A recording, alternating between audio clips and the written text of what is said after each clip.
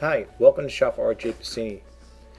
My name is Rjpasini, and I just want to say, first off, today is my 500th YouTube video, and I'm very happy that I got this far. And I just want to say thank you to all my new subscribers who have been subscribing to me recently. I really do appreciate it. Thank you very much. I hope you keep coming back for more. Because, like I said, I do plan to put out different content and articles of interest that I feel may be of interest to you, and you may want to check out the videos in the upcoming days. I just want to talk a little today about living frugal and saving for the future. Now, for those who have followed me in the past, know that I always say in my videos that I am a frugal entrepreneur, and I just want to go over some topics with you guys out there and just give you some tips, and the things I'm going to be talking about, folks, are based on my own experiences. Okay, so if you hear the stories I talk about, I'm basing it on my own experience and my own research, so I just want to share that with you guys. So and I'm also going to talk about a couple of entrepreneurs, or I should say, well, successful entrepreneurs who do live a frugal life, and I've done my research a little on them. I didn't do a full bio on them, but I did a lot of, a couple of little research on just these couple, what do you call it, they're entrepreneurs, successful, actually they're billionaires. And I want to talk a little about them as well. So I'm going to put my glass on here, and I just want to talk about how I live my life and how I save, how I'm trying to save for the future how I guide my daughters into, saving and, living within their means and being conservative. Just to share a little insight about my life. When I was younger, in my younger years, my teenage years, my parents always brought me up to be independent, which is a good thing, and as far as I'm concerned. And they taught me to learn to save money. And there's another saying: "It's not how much you make; it's how much you can save." My mom, God rest her soul, used to say your best friend is your wallet. And what she used to mean by that is not the love of money, but with your wallet and the money you earn, you can do things, go places, and buy little things that you like, I started working since I was 17 years old, when I was going to high school, and that's when I started getting into more onto my finances. As soon as I turned 18, I had opened my first banking account. At the time, I was able to get my own telephone installed. And I got my first credit card, which was Gimbals, which is no longer in business. And I remember the first purchase I made with it was I bought a 19-inch color TV. Back then it was a big thing. And I was allowed to have it in my room at the time. Today, but my daughters, as they were growing up, they always wanted TVs in their room. And we didn't really want them to have TVs in a room, for the simple reason is they'd be watching TV rather than doing their homework and studies. So at that time, we didn't really allow too much television watching. And we didn't want the kids to have TVs in their rooms for those reasons. Of course, now things are different. Now they're young, mature adults, and they live their life the way they see fit. But in life, people don't realize it, but it is. My father had this saying: "Money is easy to spend and hard to make." And when you think about how hard people work to make a living and how they spend their money. You could blow a paycheck in 1 week on stupid things that you don't really need. And as we're young, we all grow up, we all have different ideas in life, and we want to try to get out and express ourselves by people buying fancy cars, or buying the top of the line electronic gizmos and stuff. And that's the stuff I want to talk about. So I got a little pad here I made of the things I want to discuss. And I'm hoping this video could just shed a little light and give you guys a little insight. And again, this is based on me. Now, a lot of people may agree to disagree with me and say, well, listen, that frugality is good for you, but it ain't good for me. And that's okay. That's fine. You work, you make your own money, and you spend it how you like. But for me, I like to just talk a little about the things here and how people can save money. In this day and age, like I said again, money is hard to come by, and people, like I said, they do work hard for it. And the more you have, the more you make, the more you'll be tended to spend. It's like, in other words, I'm living for today, I'm not worrying about tomorrow, and that's where the problems arise. Nobody's thinking about tomorrow.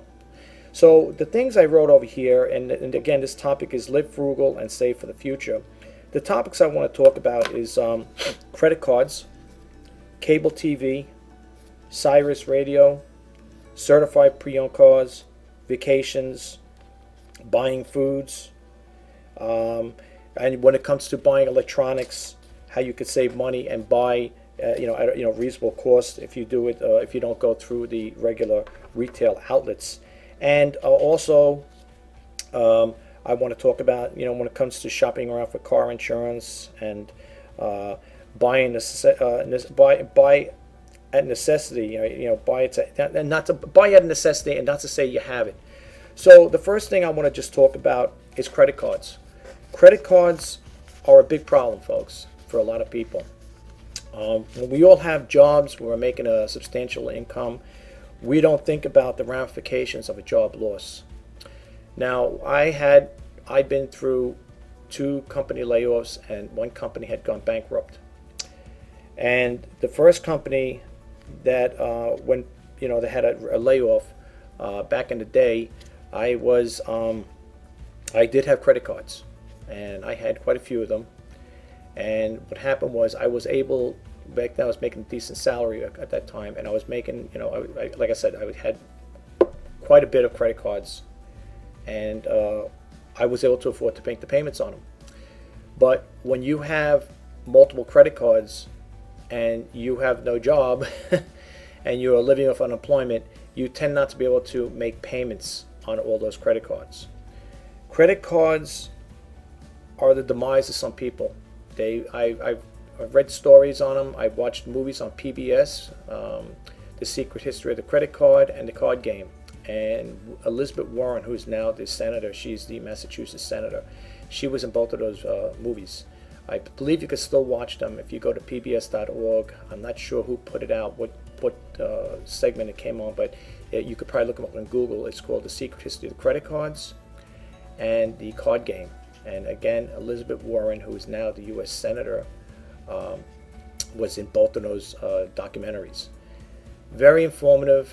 If you never watched them, I would encourage you to watch them if you still can, and check them out. Okay, it's very informative. And the thing I want to talk about is with the credit cards, how we get ourselves in debt with them, and we find later on that when we don't have enough money to pay them off, sometimes you go into default.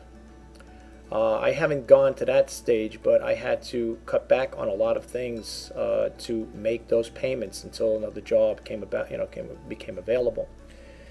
So my thing is with credit cards, be careful with them. Yeah, I tell my daughters, if you're going to get a credit cards, get one with a decent credit line, and I don't mean $5,000, $10,000, $20,000 credit line. I mean maybe something like maybe $1,500, if that, maybe $1,000 or less. You can, because the more you have in that credit card, the more you're going to probably be tempted to buy things. And that's the problem today. People don't want to wait and sacrifice. They want it now. So what do? They go out and they flip that credit card out, and they're buying everything under the sun that card allows them to buy. And then later on, they get into a quagmire where they can't pay it off. And you know what happens with that, folks? I worked in the financial business back in the last year, until 2016, and when you can't make those payments off, pay them off, those cards, your account goes into default. You go into the FICO companies and the credit bureaus pick it up if you're 30 days, 60 days, and 90 days late. That reflects a negative impact on your credit score and your report. And therefore, when you try to go out and get another credit card, you may get one with, instead of a low introductory rate, you may get one that's got a high introductory rate because of your, not being able to pay on time. So you got to be careful with that. The other thing I like to talk about in regards to the credit cards is people when they travel and go on vacation. Folks, this is what people don't think about, but this is something you might want to keep in mind. We all like to go on vacation, okay?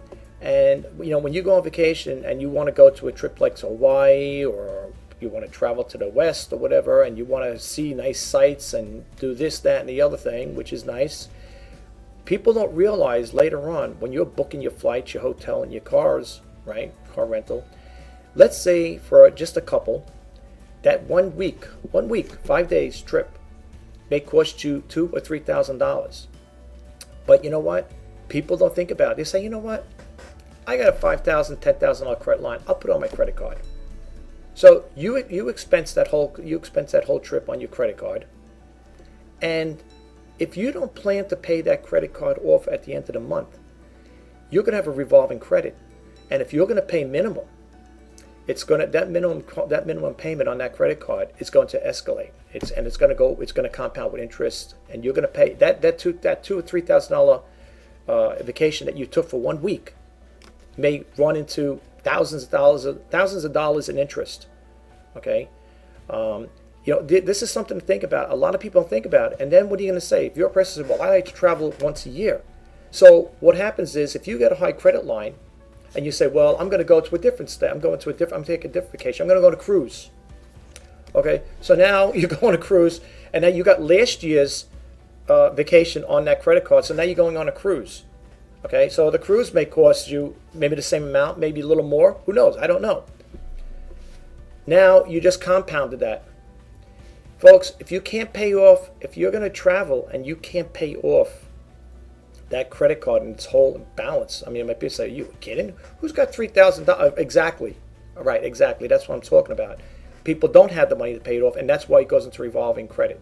And then what happens is that card will keep going on. You'll be paying that payment off for the next 5 or 10 years. You know, in the secret history of the credit card, that PBS show, I just want to share this really quick. Elizabeth Warren came out with it. And she said, why don't the banking institutions put in there in little words right underneath the bill, if you pay this much money a month, it will take you X amount of years to pay it off. Now, I don't know if she had anything to do with that, but if you look at your credit card statements, look at that. They think it's on there. I think it's a standard thing. I don't know at all, but I know back in the days when I seen my statements, back when I had the cards, I only had down to one. You would see it there. And if you had a high credit line, and you only paid minimum, it'll tell you if you pay this amount of money, this is the minimum payment, it will take you 15 or 20 years. 15 or 20 years, folks. I'm an older person. If I had to pay something for 15, 20 years, I don't know if I'll be around to pay it. You know what I'm saying? Because I'll be too old. You know what I'm saying? That's if you're making a minimum payment. Now people say, yeah, well, I'll never get myself in that. Never say never. Please, folks, never say never, because that can happen. I didn't think I was going to end up in a situation like that, but all it takes is a job loss. All it takes is a job loss, folks. So please, keep that part in mind. Cable television. Why pay cable TV when you could watch free TV? Do you know a lot of people are cutting the lines? They say they're cutting the cable, they're getting rid of it, they're going to free TV, digital. You know, back in the day, I still have a Panasonic TV, a 25-inch. It's the big TV. And I know it sounds crazy what I'm about to say, because like, hey man, get to the times. Everyone's got the flat screen and the narrow ones. They're the new state-of-the-art ones. They're internet ready and you could do everything on them. No, my thing is, folks, if it ain't broke, don't fix it. The only thing I had to buy was a digital converter box. And back then, the government was giving everybody vouchers, $50 vouchers for free. All you had to do is pay the tax. And it didn't cost me anything but the tax. So when you apply, you had to apply for that card, because they don't know if you have cable or whatever. So you had to apply for that voucher. And I applied for it, and I got a $50 voucher, because that's how much the digital boxes were going for back then, $49. So you would go to, so I went to my local Walmart. I picked up a digital converter box. I hooked it up. It's a piece of cake to hook it up. You don't have to call anybody to install it. It's so simple. It's a joke. And all I paid was the tax on, which might have been what, $3, $4, $5, whatever it was. Okay, but the government was giving these back at the time. Okay, so what I'm saying is, I know people paying $200, $300 a month for cable, and I wrote the figures down here. If you're going to do cable at $300 a month, mind you, you're talking $3,600 a year. $3,600 a year. I said, well, that's nothing. I can afford it. Okay, look, people who afford it, that's great. That's fine. But do you have kids that are going to school? Do you have enough money saved up for your retirement? Do you have a debt that you want to pay off? Do you have a credit card bill? I mean, now this is just an example. This $300 cable bill. But do you have a credit card bill that you could apply that $3,600 to pay your card down? This is how people get themselves in debt, and it keeps piling and compiling. Okay, so now you got a $3,600 a year just to watch TV. I don't watch much TV. That's why I don't have cable. I don't want cable. I don't watch much of it. I spend 99.9% of my time doing research on my computer. I spend more time on a computer than I spend on TV. I'm lucky if I watch 6 hours a week on television, and that's usually documentaries and the news. Okay, but that's me. People say, "Well, that's your life, man." And, don't push your. I'm not. Listen, folks. I'm making this video not to push anything off on anybody. I'm just trying to help you out. Okay, for people who want to watch my videos and try to get a little something out of them, that's fine. If you don't like them, that's fine too. I can't make you like. I'm just trying to share my experience with you. Okay, so that's why I'm doing this video. The other thing I want to talk about is Sirius Radio. Well, when I bought my car back in the day, the car company wants to give you 3 months of Sirius for free. After the 3 months, you can sign up for it. You could go with a paid service. Now, Sirius, they have all these different channels. You can listen to this, that, the Elvis Presley's radio station, this, all these ones. I don't listen to the radio in my car. Okay, I listen to the news. That's it. I'm not really a music buff. I don't need to pay for that there. And I believe, now don't quote me on this, but I think with Sirius Radio, I think it's $17 and change a month. A month. I figured out it's $204 a year. Why in God's name am I going to pay $204 a year to listen to free radio when I can listen to it for free? Okay, and they got good channels on there. If I do listen to music, they got the channels I like. Why am I going to pay $204 a year for a Sirius Radio when you could get it for free? It doesn't make no sense. It's the same thing with cable. Why would I want to spend $300 a month on cable that's going to cost me $3,600 a year when I could watch it for free? Is there and who needs 100, 200 channels? Are you really going to sit there and flick through your remote control and go through 300 channels or 100 channels of TV? Watching? Do you really watch that much TV? I don't. Like I said, I'm lucky I watch 6 hours a week out of it. Okay?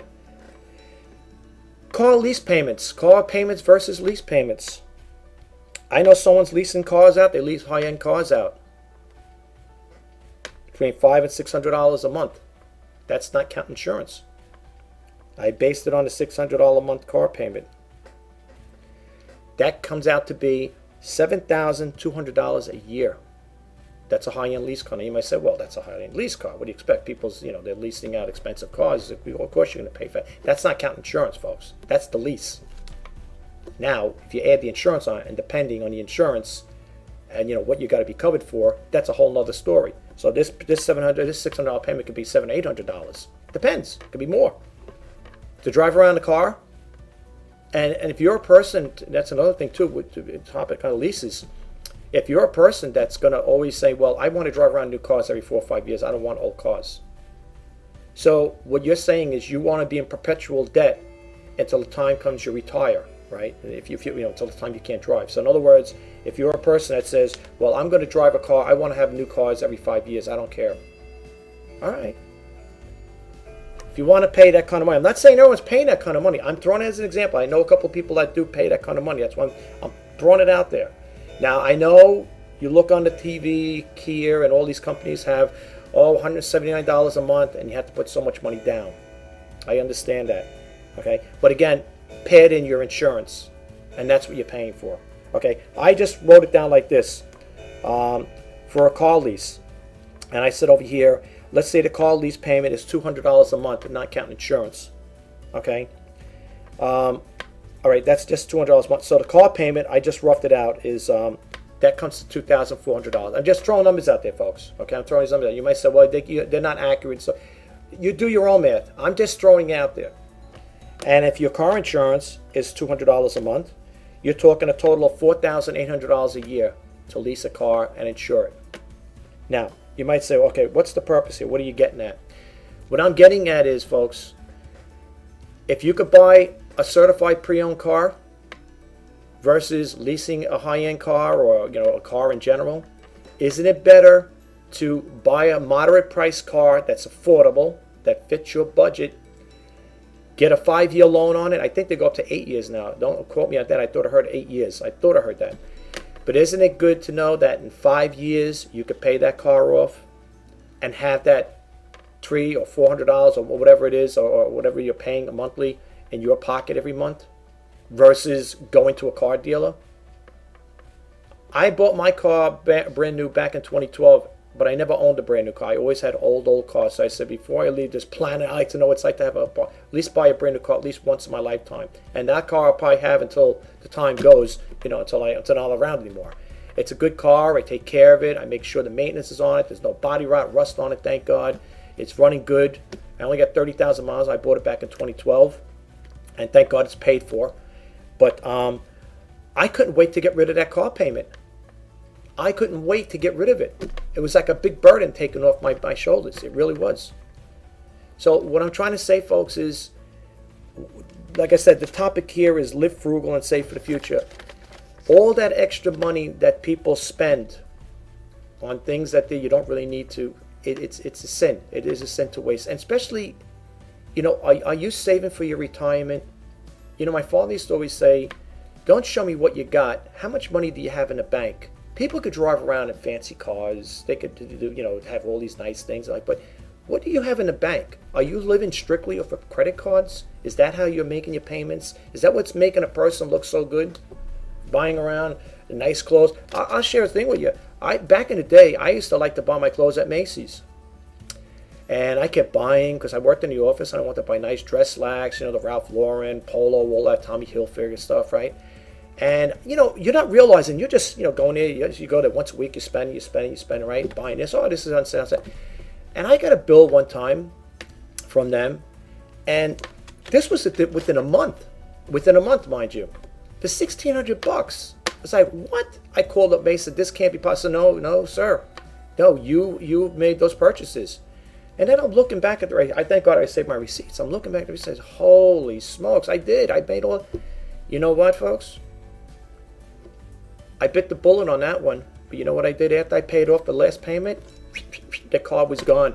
Closed the account. I called Mason again, the last payment, I put the check in, I said, close this account effective immediately. And let me tell you something else, what people don't realize about credit cards, bank credit cards versus department store credit cards. You could check it out for yourself. If I'm wrong, correct me. I know back then the Macy's credit card, the interest rate on that was more expensive than the bank card. Okay, so you guys could check it out. I know people say, well, if you got coupons and stuff like that, you could still get good deals. Listen, I like to use my debit card for everything.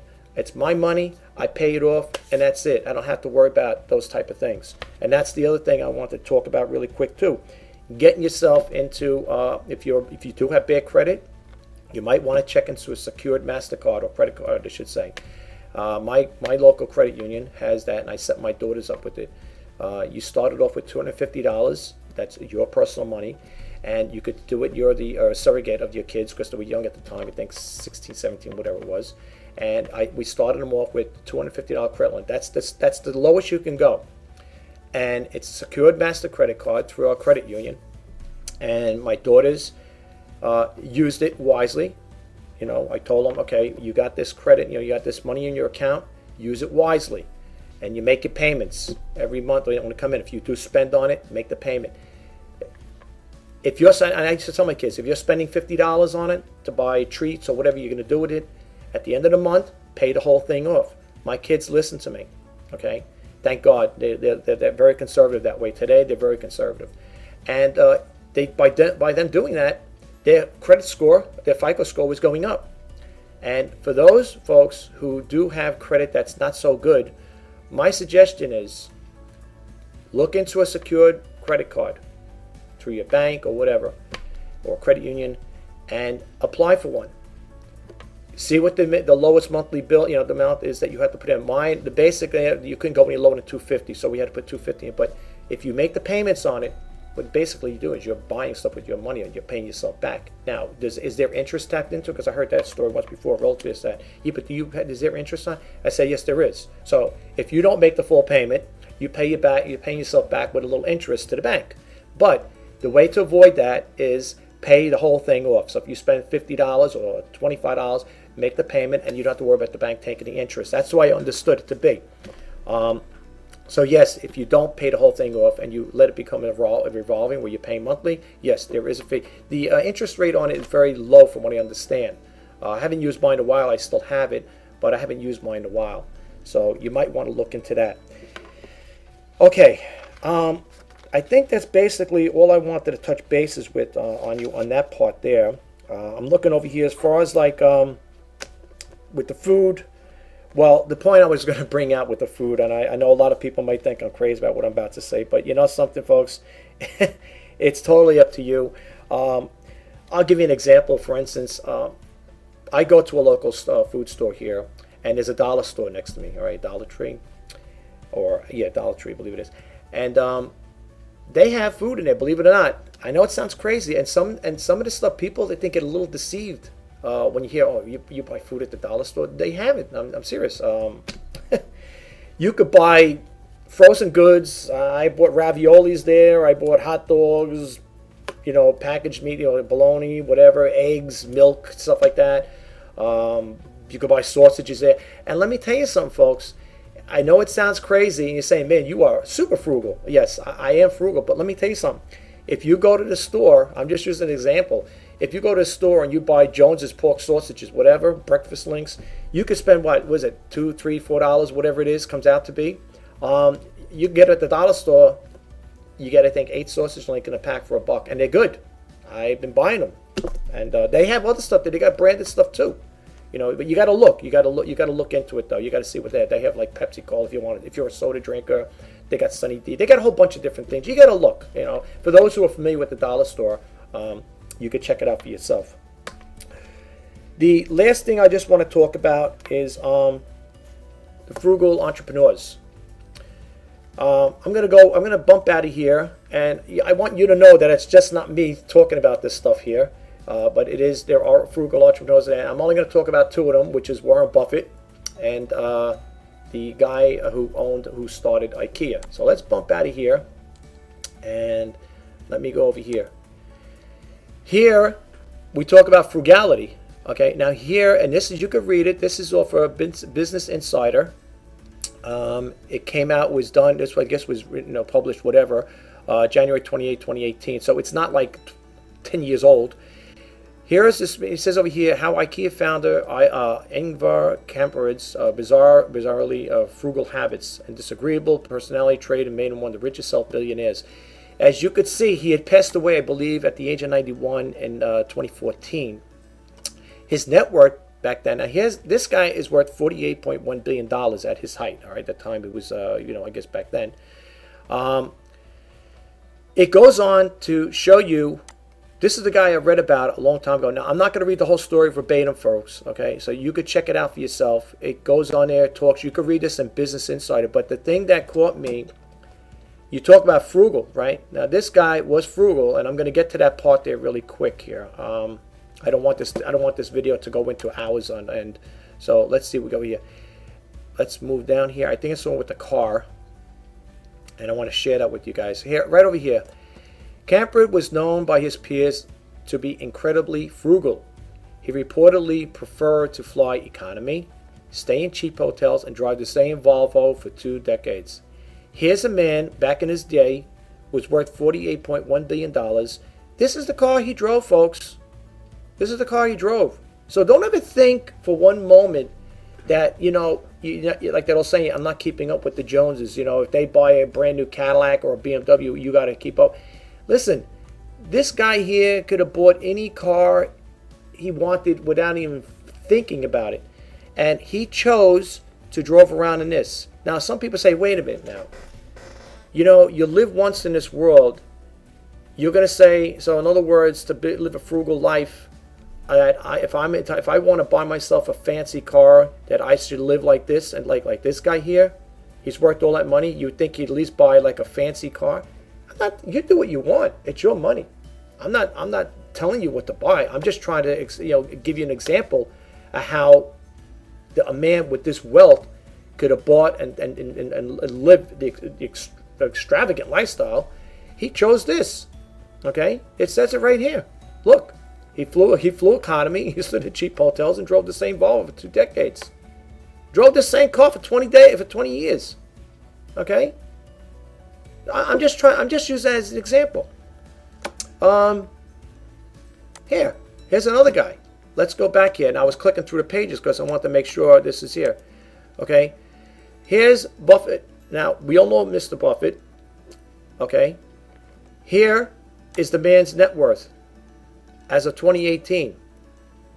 Look at it, folks. $87, right, billion for 2018. Okay? Jeff Bezos is going up big time. All right, 130 billion. I mean, the way he's going, I don't know. But anyway, hey, you know, you got it. God bless you. But let's look at Warren Buffett. Let's go back in. Let's say there's a total of 11 pages here. Right? Yeah, 11. Let's think here. Here's a man, right? Okay, here he is, of course. We all know Warren Buffett. Here's a house, right? If you want to look at this here, it's gobankingrates.com. All right, that's why I pulled this information off of. 11 ways Warren Buffett lives frugally. Okay, beautiful home. I mean, I wouldn't mind having a house. Okay, there's us. He bought it in 1958. As far as I know, he still lives there. All right, and you want to know something else?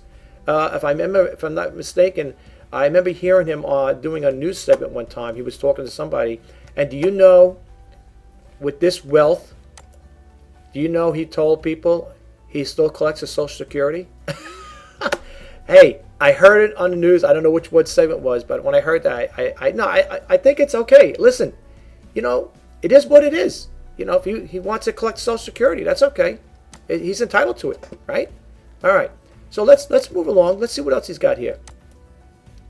Here, he starts today with a cheap breakfast. Now we all know McDonald's. He liked McDonald's. I know that there. He, as far as I know, that's where he used to always go. But yeah, see over here it says McDonald's. Here, if he's feeling rich, he'll splurge. Here, look at this. If he's feeling rich, he'll splurge by spending $3.17 on a bacon, egg, and cheese biscuit sandwich. All right. If the market's down, he might spend $2.95 on a sausage, egg, and cheese, all right, sandwich instead. On a real bad day, he buys 2 sausage patties for $2.61 and puts them together and washes it down with a Coke he pours himself. Okay? Listen, I'm not making this stuff up, folks. Okay? If I was to tell you that, to say, come on, guy's worth $80-something billion, you're going to tell me he's living like that? It's right here. I'm not making this up. I'm not making these stories up. Okay? Here. Look at the car he drives. I think this is a Cadillac, if I'm not mistaken. Here, Buffett told Forbes in 2014 his car buying habits, or lack therefore. The truth is I only drive about 3,500 miles a year, so I'll buy a new car. I will buy a new car very infrequently, he said. Okay? When CBS, I think it was CBS 60 Minutes, did a thing on him, he was driving around a Cadillac, and the person interviewing him said, "You're driving around a Cadillac." He bought it brand new, of course. You would think the guy would drive around a Bentley or a Rolls Royce or whatever, right? He said no, he liked the car. He liked the car. That's what he liked. He didn't want to buy it. Okay? That's his thing. He enjoys hobbies. Okay? He enjoys the hobbies here. His best friend is Bill Gates, of course. Okay, well, it's like a billionaires club. If you're a billionaire, you can get to fraternize with the billionaires. Here, Buffett likely won't be shelling out $999 for an iPhone X. Okay, the billionaire revealed in 2013 CNN that he's still using a Nokia flip phone. Now, I mean, I'm frugal, but I upgraded to an iPhone, but I didn't buy an expensive one. I bought one off of eBay. Okay, but here's a guy. You know, you may say, well, since then he may have changed. I don't know. I'm just going by what's written in the article. Okay, that was an interview with CNN back in 2013. He may still use a flip phone. He probably don't need. He probably doesn't have a need for it. You know, maybe he doesn't need a flip phone. Buffett doesn't splurge on wallets and designer suits. Okay.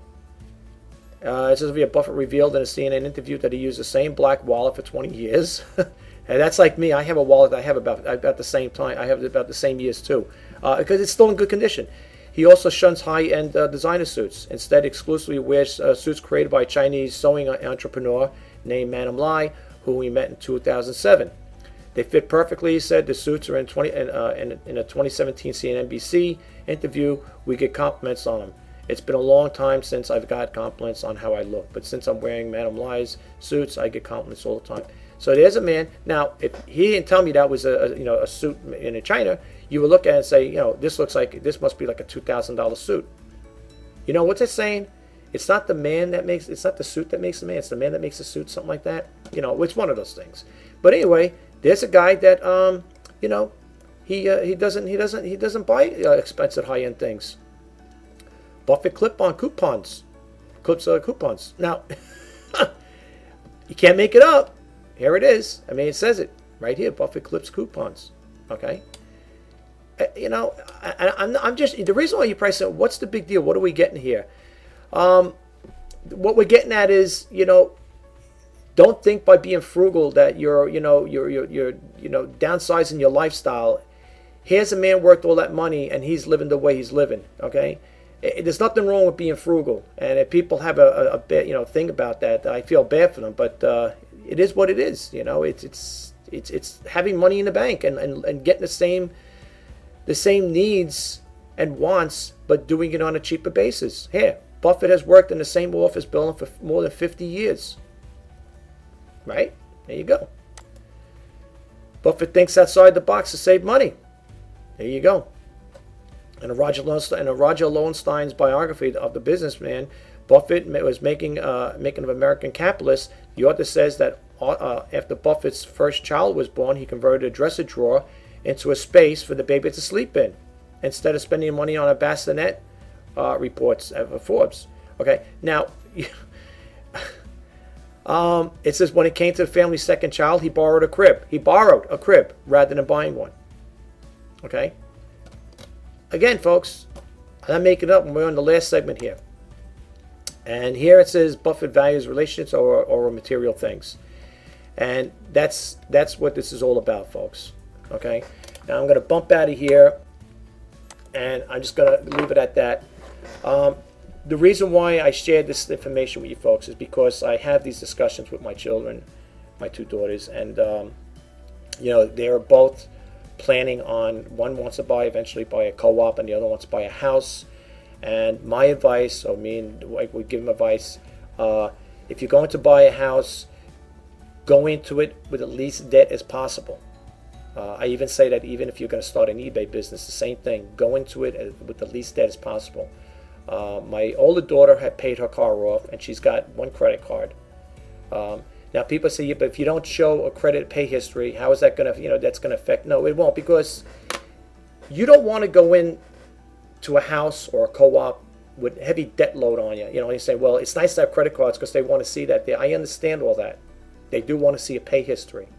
But the thing is, you don't want to go into have a lot of debt, because like I said, when the banks do the income per debt ratio and they see that you got more money going out than coming in, they're going to tell you, can't do it, or deny your loan, whatever, because you're not making enough money to cover that, because you may have $500 or maybe $1,000 worth of credit card debt a month, and if that's part of your income, right? That's coming out, your income's paying them off. It's not going to look good to the bank. You know what I'm saying? So we tell our kids, if you're going to go into a house, mortgage, whatever, and then save enough money, which is, again, it's being frugal. My daughter's got an older car. She paid it off, and she's going to keep that older car until things get better, but she's in the meantime saving money to put down on a house. Okay? And again, I always tell the kids, if you're going to buy stuff, buy within your means. If you're going to buy cars, buy something that you could, if you could pay it off, or if you're going to finance it, get certified pre-owned. Don't go brand spanking new. There's no cheap cars today. I mean, you say, well, I mean, if you go with Kia, you say, well, you go to Kia, you get what's cheap? You know what? I used to have a cap on the car, how much I spent on the cars. And it used to be, my cap was $10,000 on a car. That's it. Any more than that, I'm out. I'm out of the game. Okay. However, when I did buy my car, I was a little over, but it was affordable. And I was able to make the payments. But I'll be honest with you, I had a 5-year loan. I couldn't wait to pay that car off. I couldn't wait to pay it off. Believe me, it was a burden, back then, But It's nice to get rid of things like that. And in regards to talking about electronics, I was just thinking about the thing with Bill Gates with Warren Buffett when he's talking about the flip phone. Even with things of that nature, folks, you don't have to buy expensive things. If you want to go, like, I'll give you an example. I have over here, I'm going to show my thing here. I have this iPhone 5 I picked up. Okay, back in the day, this is the iPhone 5s. Back in the day, this phone probably went brand new. I don't know, maybe $500-$600. I don't know. I don't know. I never had an iPhone. I always had an Android. The last phone I had prior to this was a Sony phone, and I bought it brand new. It was cheap. The Sony I bought back in the day, it was a small phone. It looked just like this. If I put them side by side, you say which one's a Sony, which one's the iPhone. It looks like the same thing, white face like that. And I think back then I paid $149 for it, but I ended up selling it. I didn't keep it as a backup. I am not. If I buy something, I get rid of the other thing. Like if I had, like when I had to upgrade my printer because the other printer was getting old, I sold the other printer. I bought, and the printers I did buy, he took out frugality. Outside of buying this phone, I only paid, I think, $100 and change for it. Cheap, but it works great. I got it off of eBay. And that's what I'm trying to tell you guys. If you're going to buy phones, if you're going to go to the stores, make sure they're unlocked. Check out the person's feedback who's selling on eBay, right? Make sure, see what the complaints are. Like if they get negative feedbacks, read about the negatives. Maybe the person got it, they said, maybe they didn't have good service with it, maybe the right damage, maybe it was not as described, whatever. But check out the feedbacks. But I bought this from off of eBay, and I think I paid $100 and change for it.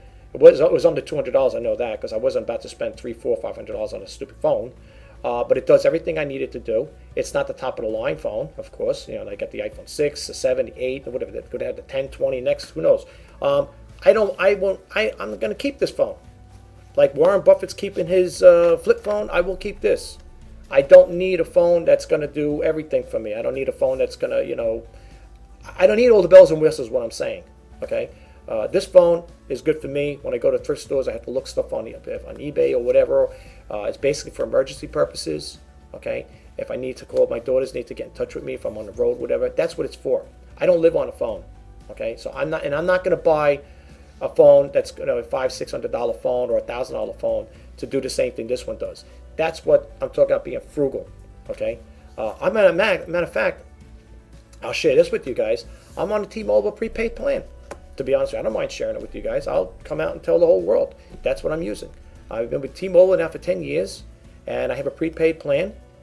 Every 90 days, if you use it, you could what do you call it there? It costs $10. I usually put the $10 with the tax. It comes to $10.87. And if I do use it, it gives you 35 minutes of talk time, and you get so much of text. After that, then it goes up to 10 cents a minute if you exceed your minutes. But you know what? To keep that phone, if you do the math, for $10 for every three months, what does it come out to? I think $60 for the year. But I don't even use that because the minutes I have left over carry over. So for me, it works. Okay, and that's what I'm trying to say. Why would I want to have? There's another thing too. A cell phone. I forgot to even add that to the list. A cell phone bill. But people like to text. They want to text. They want to, they take selfies, pictures, and they're texting in this one, that one. And again, I know people again that have a $200 cell phone bill. Do the math. Yeah, I use it as a car. I could use that same payment for a car. $2,400 a year for a cell phone. If it's $200 a month. It all depends what you need, folks. If you're a person that right now you say, well, with this here I only get 35 minutes. Okay, but if you don't, the thing is, look at your usage on a cell phone. Look at the usage. Do you use it a lot? I don't use this as much. That's why sometimes my minutes carry over. Okay, I don't text. Okay, I don't text my daughters. And with the phone, the thing is with Apple, what I like about Apple, the whole family's got iPhones. What I like about the Apple is they have the iMessage, whatever. You can message that there, and I think I don't get charged for that. Okay, that's from what I understand from T-Mobile. I don't think I get charged for that. The only thing I'll get charged for is some other things, but if they have the iMessage, I believe you don't get charged because that's something that the iPhones, all the iPhones have integrated with them. I believe that's the way it works. And you got to look at your usage, And again, if you don't use it that much, is $2,400 a year worth having that phone? Seriously, think about it. Is it worth having that phone? And I'll share this other thing with you really quick too. In regards to phones, There's a thing called Uma Telo, or it's a telephone thing. What it is if you have internet service, right? You buy the router box. Now, when I bought mine back in the day, because I wanted to save money, it's an investment up front. I bought the router box, and it cost me $200 back then. Now I think you can get it for $99. They dropped them, or $100, whatever. Did you know, folks, as long as you have internet service, you could use that. It's voice over internet protocol, I believe they call that. They have VoIP, whatever. And I have Verizon, Fios for my internet connection, right?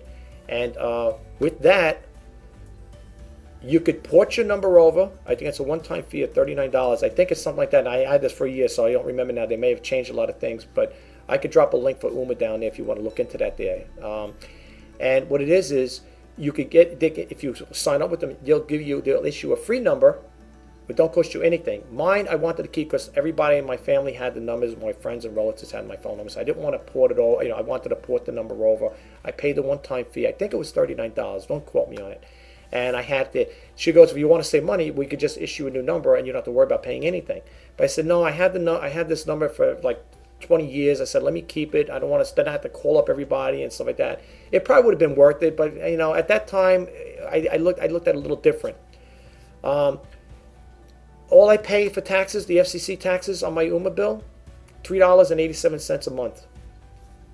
Now, for those who still have landlines, think about it, folks. Again, it's a way to save money. That's what it cost me. All I have right now coming into the house is the internet service from Fios, right? And my Fios bill, of course, went up a little, but I just have Fios, and I like it. It's pretty good. I have no complaints with it. I've been with Verizon for over 10 years now, and they're pretty good in that respect. They grandfathered me in with the plan where normally I think would be $79 or something, or $74 or $79. It would have gone up the same plan, but I told them, being I've been with them there, they grandfathered me in the plan. So right now it's still relatively cheap and affordable. But yeah, that's what I'm with right now, Fios. And like I said, as long as I have the Fios, that's the only thing with the UMA service. You have to have internet connection to make it work, and that's no problem for me.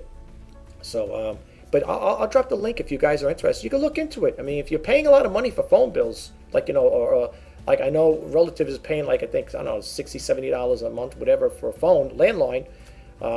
If they have the internet, which I believe they do, they could get this here and they could cut that bill down and pay. You'll just be paying the taxes on it. And they got a lot of perks with it too, folks. I mean, if you look at UMA, all the things they got the Wi-Fi, they got all these they're coming out with new things in there. So you might want to check into them there. And I'll drop the link below. But I just wanted to share that information with you guys. I hope you got something out of this video. I don't know how long it's going to be, but I just wanted to go over that with you. And like I said, I make these videos, folks. And I know people might say, maybe they may think to themselves, you're wasting your time because nobody's going to watch your videos. They're not going to really care about living frugal and saving for the future. Maybe they won't. Maybe I won't get a lot of people watching this video. But you know what? If I do get a small percentage or a few people that do watch it and they do get something out of it, I accomplished my task. I did the right thing. In other words, what I'm saying is that if I can get one or two people, whatever, that watch this video and get a little insight on it, it's just to open up and just to enlighten you. I'm sharing my personal story with you and some other things that go along with it that relate to it. If you guys could get something little out of it, where it helped you out and say, you know what, the guy's got a good point. Maybe we could do this. You talk to your husband or wife, boyfriend or girlfriend every year. Maybe we should cut down on this year. I never looked at it that way. Sometimes it takes a person to open your eyes up and say, hey, you know what, the guy's got a good point. Why do we need to take a $3,000 vacation? Why do we need cable to spend all that money on cable every year? Do we watch that much TV? Do you really? I mean, do you watch that much TV? If you do, you know the expression, the couch potatoes, right? You might want to, get rid of that service and watch the free TV and go out after dinner, take walks, go to the park, go to your local park or something. I'm not making fun or anything. I'm just trying to say, when you have cable like that, and because you're paying for it, the way I look at it, folks, you're more inclined to want to watch TV because you say, hey, listen, I bought this. I signed up for Cablevision. I want to watch these shows. I'm paying for it. It's costing me X amount of money every month. I want to get something out of it. So you're more in tune, inclined to watch that show. See, me, I have free TV. I don't feel guilty if I don't watch TV. If I don't watch TV for a week, a month, or a year, it doesn't bother me. Okay, I'm not tied in. I'm not committed to it. It's not a paid service. I say, geez, I'm paying for this. I got to watch it. And that's what I'm trying to say, folks. Open your eyes, realize what's going on. Reassess your own financial situations. Do you really need these things in life? Do you have kids, small kids, that's going to be going through college? That someday they're going to go to college. Wouldn't you rather put that $2,000 or $3,000 a year away, whatever it is, for your phone, or not for phone, for the kids' college or whatever that you're spending on a cell phone or Cablevision or a lease payment? Isn't it worth doing that? Taking that same amount of money and putting away the kids' college trust fund for them, or your retirement if you don't have kids, and your retirement. People don't think like this, folks. And that clock is ticking. That biological clock is ticking. It's going, man. It's moving. You can't stop it. And what you do today is going to affect you tomorrow. That's what I preach to my kids. Your life is like a bank. What you do it now, what you put into it now as a younger person, is going to affect you later on in life. And that's the thing. Today, people live for the moment. They're not thinking about the future. Well, I'm not worried about it. You're in your 20s. I'm not worried about it. I got time yet. I'm not going to retire to 65, 70 years old. I got time yet. So what do you got to spend? And all that money that you're spending could have been put in the bank. You could have had a nice little egg nest. But people want to spend. They want to blow money. Buy needless things they don't need. Me, I buy a necessity. I had to replace my computer. I didn't buy a brand spanking expensive one. I bought an HP.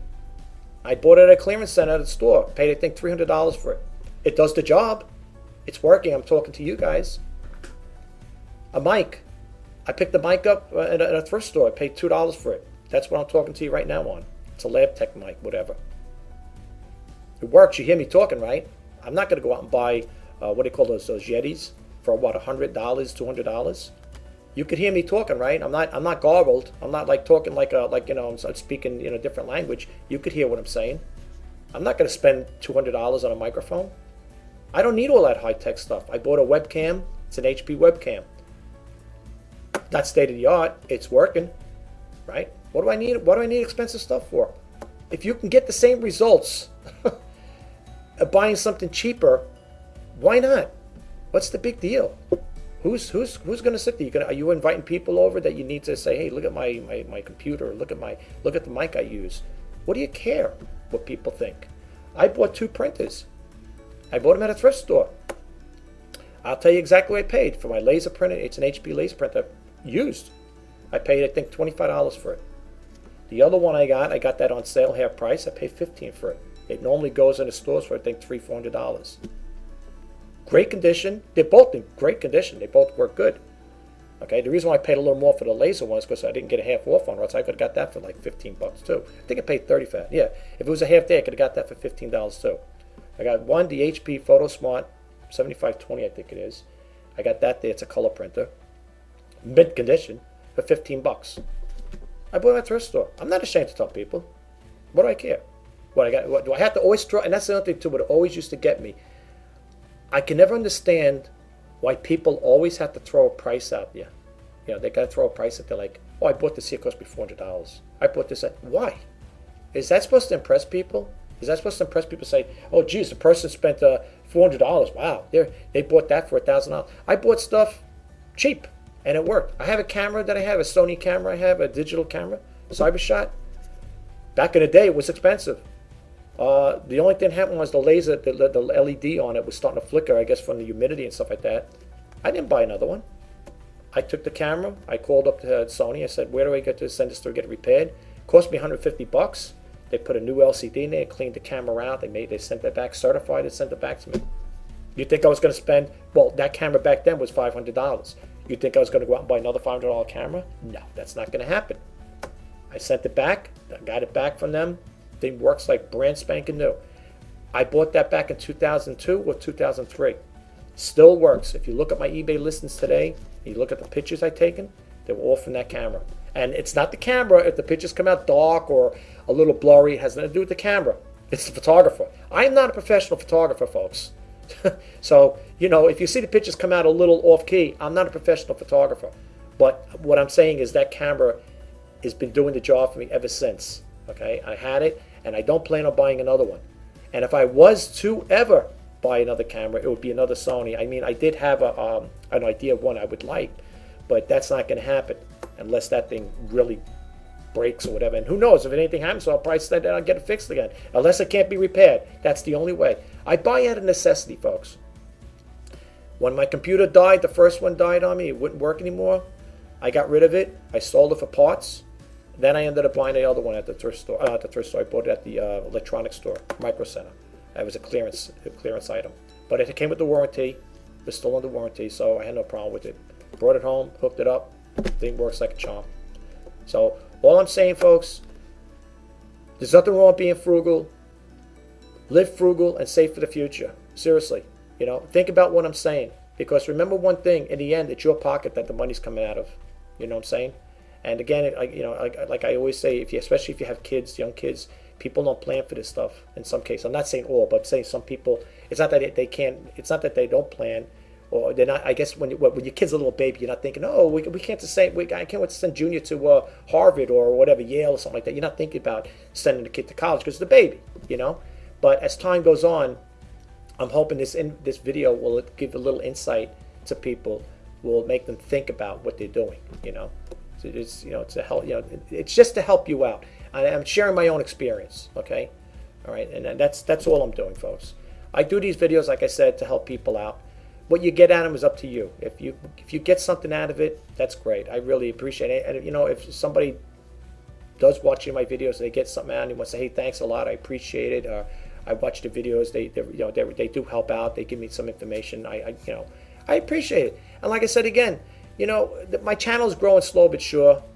I mean, yeah, I'd love to have 1 million subscribers and stuff like that. But you know, maybe the content I put out's not for everybody. But you know what? I'm gonna keep doing these videos.